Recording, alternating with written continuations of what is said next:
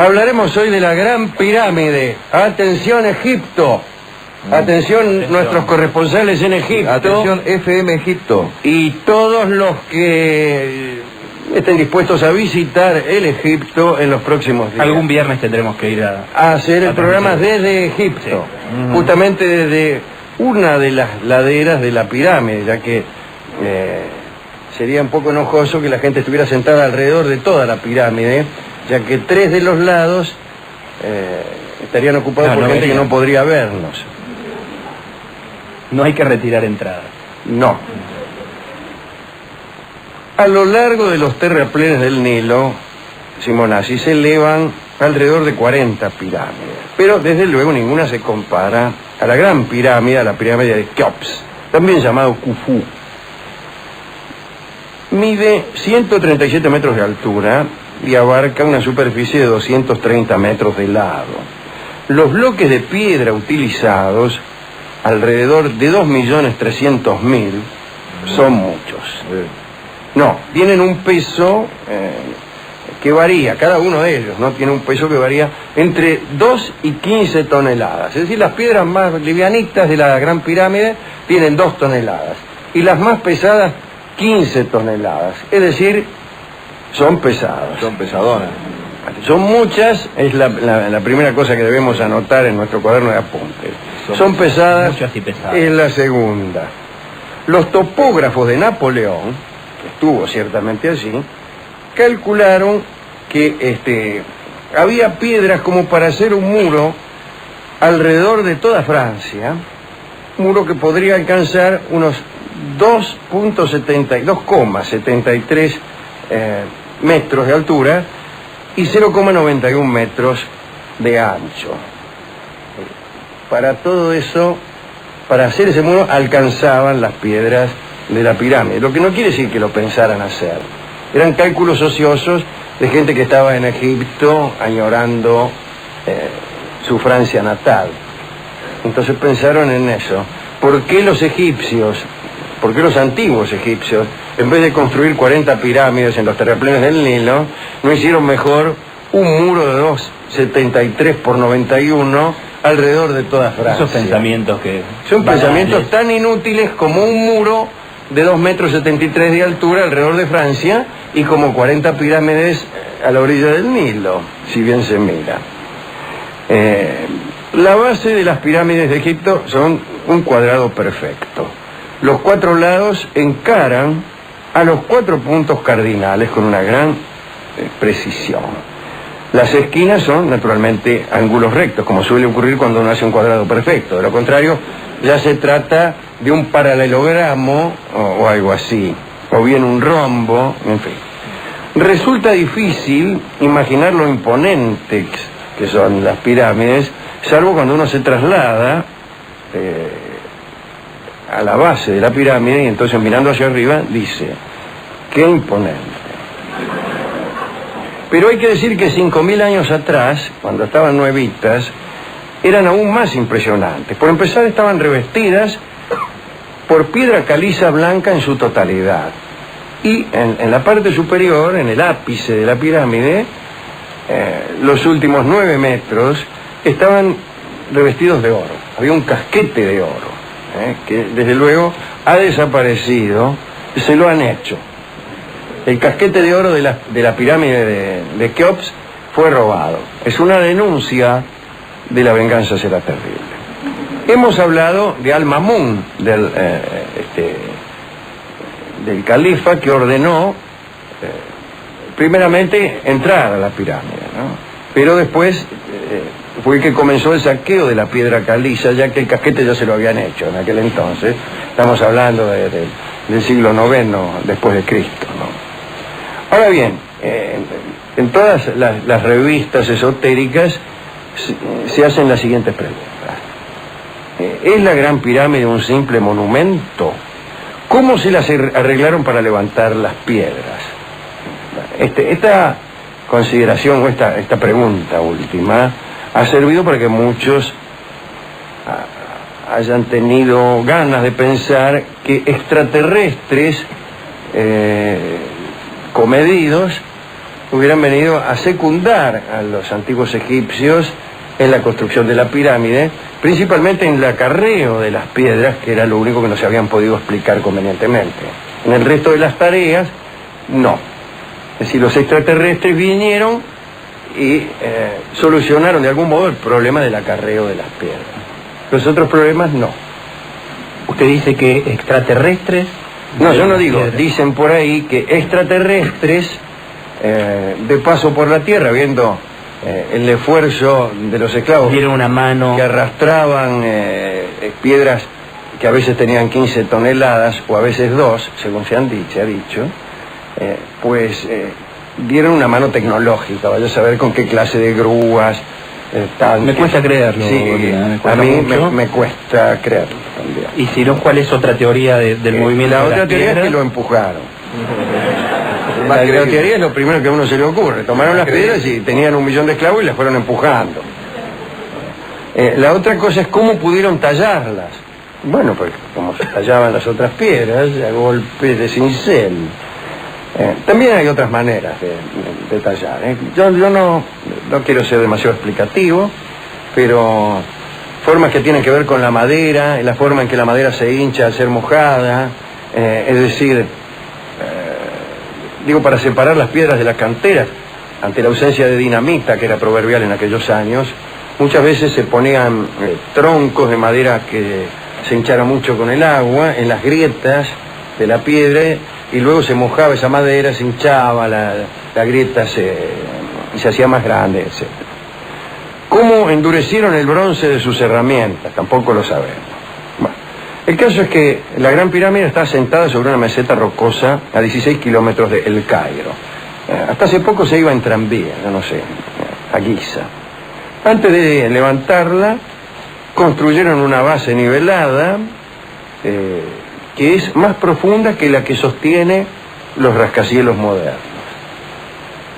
Después arrastraron los gigantescos bloques de arenisca desde las canteras. Dice que usaban, y esta es una explicación para esa pregunta donde se vislumbraban extraterrestres, ¿no?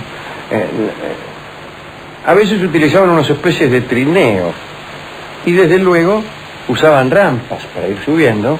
Y además usaban alguna clase de lubricante, alguna clase de grasa de chancho, andás a ver qué. Es probable. De camello. Y por ahí camellos para empujar, claro, imagínense, ¿no?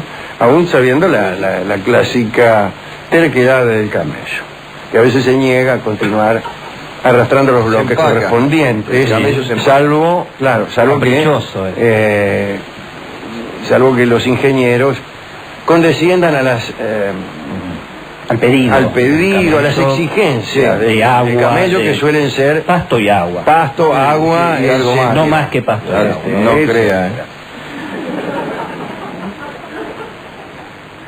Lo primero que hicieron fue una tumba antes de la pirámide, una tumba provisional, por si el faraón se moría antes que terminara. Imagínense, estaban construyendo la pirámide, no iban a estar 30 años con el faraón ahí en el final esperando para enterrarlo, no. Entonces hicieron un profundo túnel sobre el basamento de roca por si el faraón espichaba antes de la finalización de las obras. Contento el faraón. El faraón contento y haciendo cuernos mientras observaba la construcción de ese desagradable túnel. Después se construyó otra, en fin, y hasta finalmente hicieron la pirámide y... construida la pirámide, el acceso a la cámara mortuaria se realiza por un pasadizo que nace sobre una de las caras, un poco más abajo de la mitad. Una puerta cualunque, una puerta, pero digo que si fuera la puerta de este pequeño recinto, la encontraríamos insignificante. Bien. Ese pasadizo se bloqueó con enormes bloques de granito. Sin embargo, algunos dicen que jamás se depositó cadáver alguno en la Gran Pirámide. Es decir, que bloquearon el pasadizo sin poner a Keops dentro. A decir verdad, los egiptólogos se dividen, al menos en este punto, en dos grupos. los que creen que la pirámide tiene un significado profundo y misterioso, y los que creen que se trata de una tumba. Pero si la Gran Pirámide es una mera tumba, preguntan los que creen que tiene un significado profundo y misterioso, ¿por qué la matemática precisión de cada muro? Bueno, qué sé yo, porque sí, porque ¿por qué el billar? ¿Por qué se juega al billar? Bueno, porque hay un cierto halago intelectual por los movimientos precisos. Sería mejor preguntar por qué, si es una tumba, no hay un muerto adentro. Eso sería interesante, pero podría ser que hubiese existido un muerto y que después, así como se afanaron el casquete, se hubieran afanado al muerto. Al final. Pero ya vamos a ver.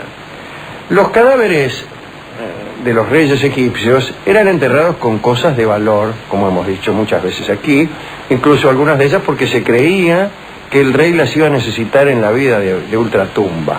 Pero no tanto, no eran tan elementales los egipcios al respecto.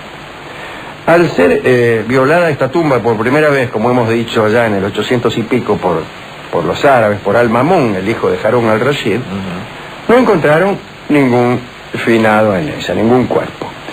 El califa había oído leyendas según las cuales en la Gran Pirámide estaban escondidos mapas, cartas, un cristal que no se rompía, metales en estado puro, etc.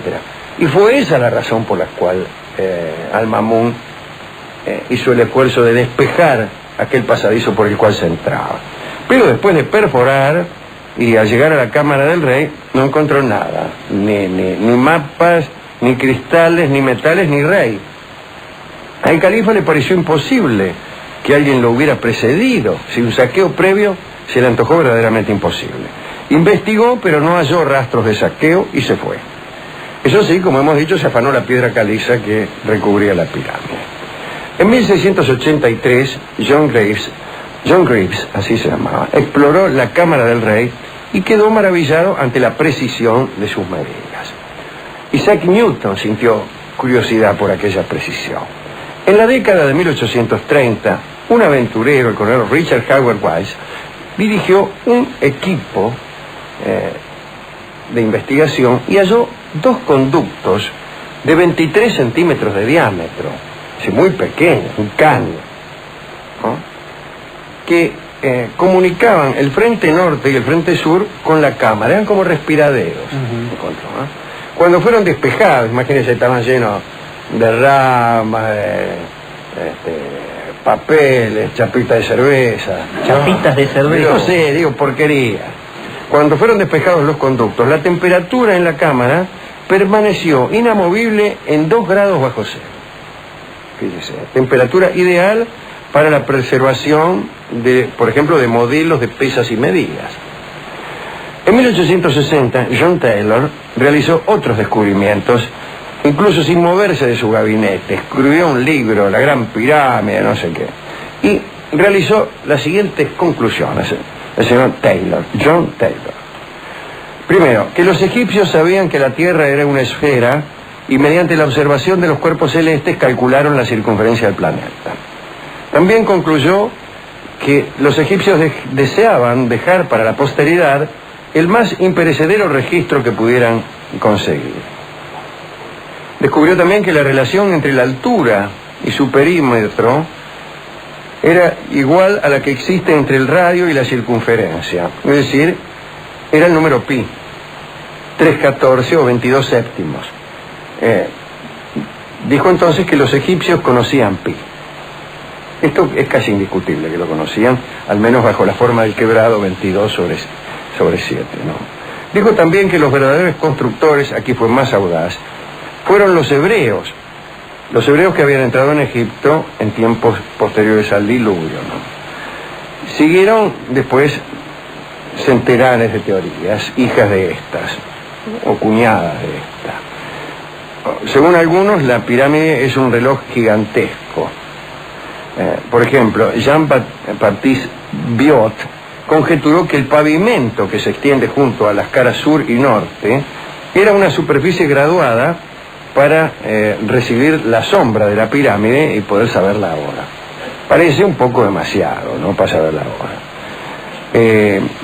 También se dijo que los egipcios podían medir la duración del año con una precisión de milésimas de segundo. No se sabe con qué utilidad o con qué ventaja.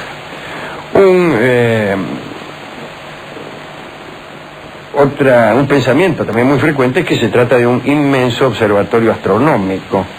Richard Proctor demostró que uno de los corredores estaba alineado con la estrella polar. Incluso había un error, pero ese error se explicó diciendo que la estrella polar ya no está donde estaba hace 5.000 años.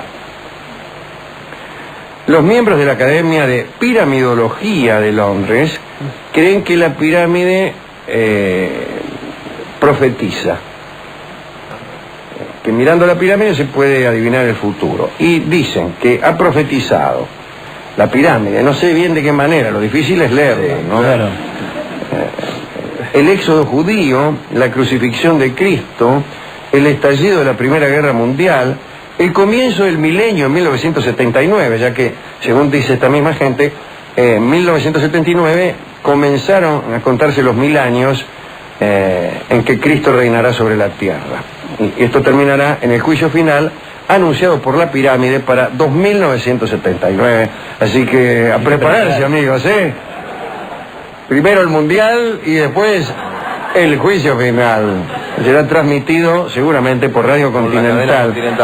Estaremos con equipos móviles en todo el mundo que nos darán noticia de cómo se va aniquilando el género humano.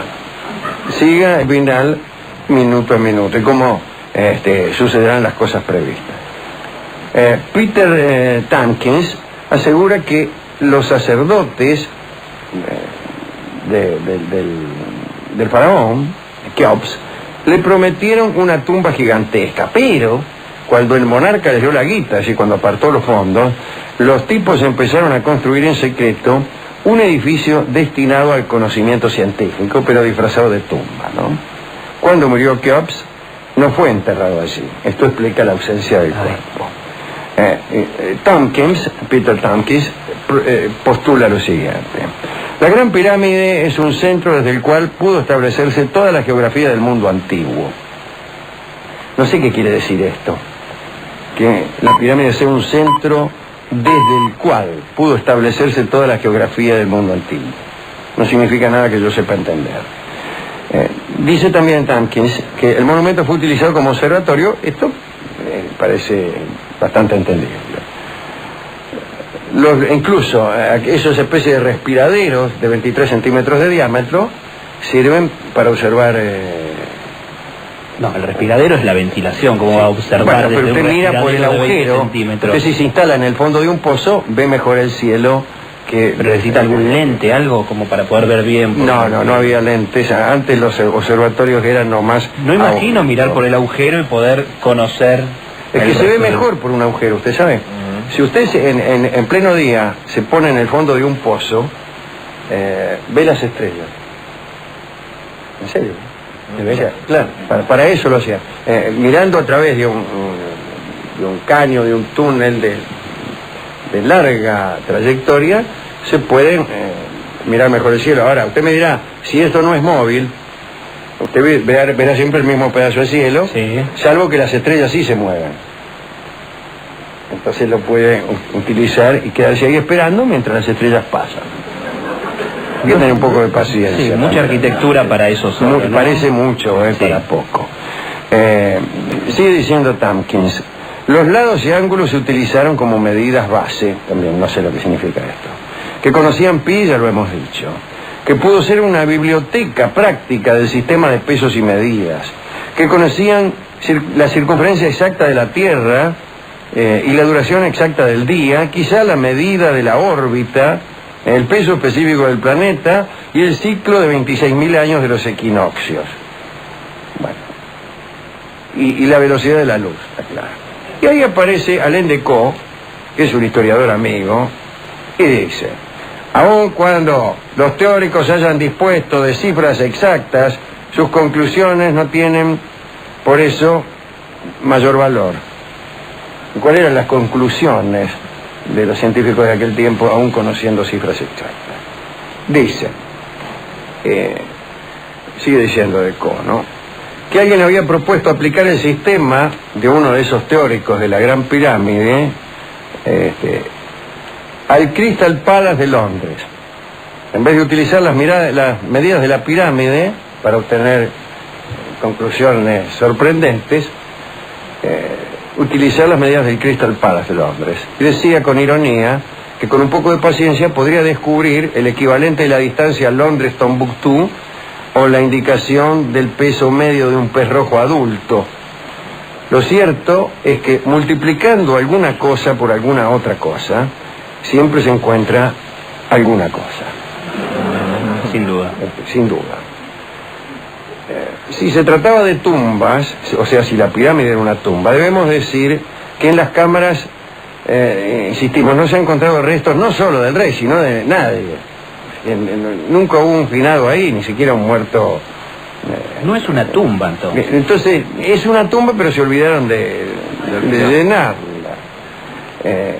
Si tenemos en cuenta que el descubrimiento de la tumba de Tutankamón revolucionó al mundo por las riquezas que había en el sepulcro, y eso que era un rey de segundo orden, ¿qué pasaría, dice el autor de algún informe, qué pasaría si se confirmara la sospecha de que el sepulcro de Keops se encontraba no ahí donde lo encontró, sino por ahí 50 metros debajo de la pirámide? Bueno, no está porque ya han ido, ya se buscó y no está, ni ahí, ni... Bueno. Algunos de los restos de Keops se han encontrado cerca de las pirámides. Por ejemplo, encontraron las vasijas que contenían sus entrañas. Los egipcios se acostumbraban a preparar muchísimo los cuerpos, como usted sabe, y las pirámides las dejaban ahí, pero las entrañas del finado las metían en un vaso por ahí, y encontraron las entrañas de Keops. No en la pirámide. No en la pirámide, sino por ahí por el barrio, en una construcción cercana. Y entonces empezaron a decir que eran tumbas. Es decir, se ha dicho mucho. Sin embargo, yo quiero recordar, y si algún oyente astuto me puede confirmar quién era este presidente o vicepresidente de los Estados Unidos que visitó allá alrededor de, yo creo que a finales del siglo XIX, visitó la Gran Pirámide con una comitiva, desde luego. Estaba de viaje este hombre, eso no me puedo acordar. Lo primero que se me ocurre es Teddy Roosevelt, pero no creo. Llegó a la pirámide de Keops, se tomó algunas fotos, mira, me acuerdo de las fotos, y después hizo una declaración. ¿Qué dijo? No solo dijo, sino que hizo escribir lo siguiente. Hizo un voto de censura para el faraón Keops, diciendo que para construir esos edificios había que ser muy tirano, y que mucha gente había sufrido para que el faraón tuviese ese monumento a su gloria, ¿no? Qué curioso que esto haya sido dicho nada menos que por un alto funcionario de los Estados Unidos, país cuya riqueza, cuyas construcciones también presuponen alguna clase de sojuzgamiento, alguna clase de infelicidad que viene a solventar justamente esa riqueza y ese boato. Así que a mí me gustaría dedicar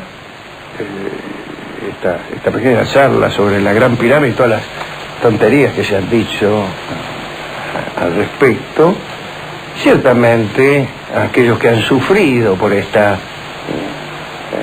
construcción y más que nada por el grado de superstición que en algún modo pudiera advertirse en ella. Es decir, una cosa es sufrir por algo, suponete, por una causa nacional, ¿no? Pero por una superstición,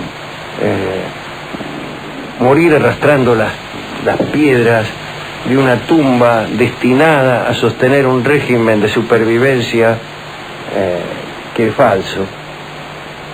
Es decir, construir una pirámide para que el faraón encontrara la vida eterna.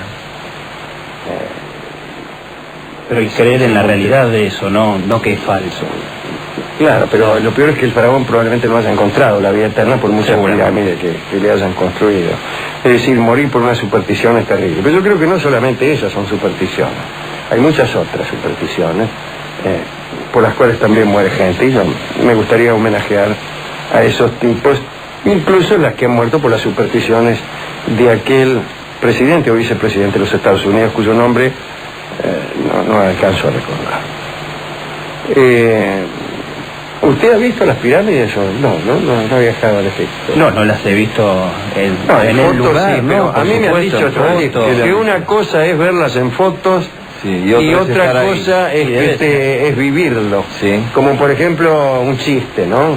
Yo le cuento algo gracioso, claro, y le digo, una cosa es que yo se lo cuente y otra cosa es haberlo visto. Bueno, a veces es mejor que lo cuente. Claro, yo siempre prefiero que me lo cuenten antes de haberlo visto. Me gustaría haber visto. Pero según quién me lo cuente. Claro.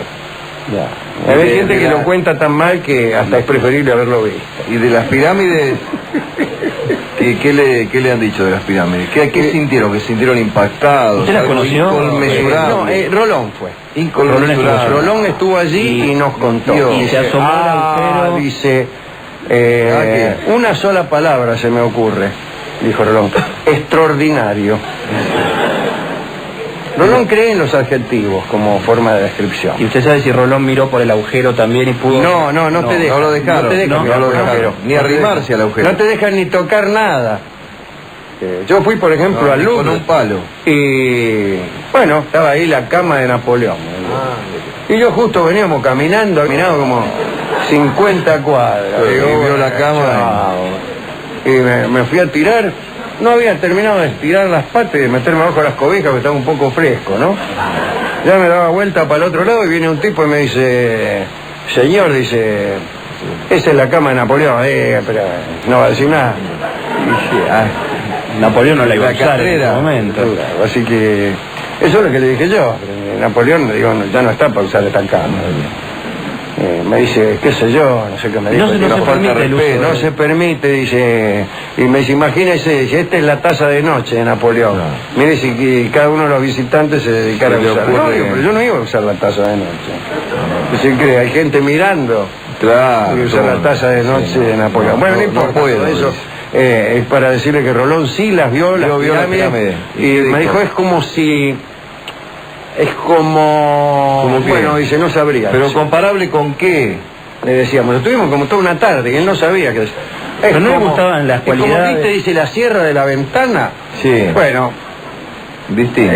Distinta. Más alta todavía que la sierra. Es más alta, pero diferente, porque la sierra de la ventana es una sierra... Y esta es una pirámide, ¿no? Claro, sí. Perdón, no orienta mucho. La tierra es natural. No orienta mucho lo que están diciendo, digo, si hay que graficarlo. Que no está Rolón, me parece que fue de gusto. Sí. Se lo pudo haber contado algún paciente. Inútil, porque para tener esa idea de las pirámides, digo, para eso yo no hubiera ido. Pero claro. Ahí se quedó un poco gastar plata para decir eso. Especialmente cuando le dijimos que había gastado plata de gusto. Claro. Llamó incluso a la agencia para ver si no le devolvían algo, porque... había comprendido a su regreso que el viaje no había tenido mucho sentido. Aparte en el viaje, en el pasaje decía, incluye entrada a la pirámide, y no lo dejaron entrar. No lo dejaron entrar. ¿Por qué? Porque la entrada que incluye es entrar a un predio que hay ahí y no meterse dentro y tirarse ahí donde se supone que debió haber estado el finado Keops. ¿Con qué música vamos a ilustrar esto? Bueno, esto le va a gustar a usted, Simonazzi, porque se trata de la chacarera de las piedras. Ah, qué lindo. En la interpretación de Don Atahualpa Yupanqui, siendo que la chacarera de las piedras alude efectivamente a esas piedras cuyo peso mínimo era de 2 toneladas y cuyo peso máximo era de 15. ¿Estás seguro? No, incluso... la chacarera hace todo para disuadirnos de esa suposición. Sí, hasta no veo como música autóctona de Egipto la chacarera. Probablemente sí. Según nos dijo Rolón, en Egipto tocaban algo muy parecido a la chacarera, tan parecido como la sierra de la ventana se parecía a la Gran Pirámide. Adelante, Donata.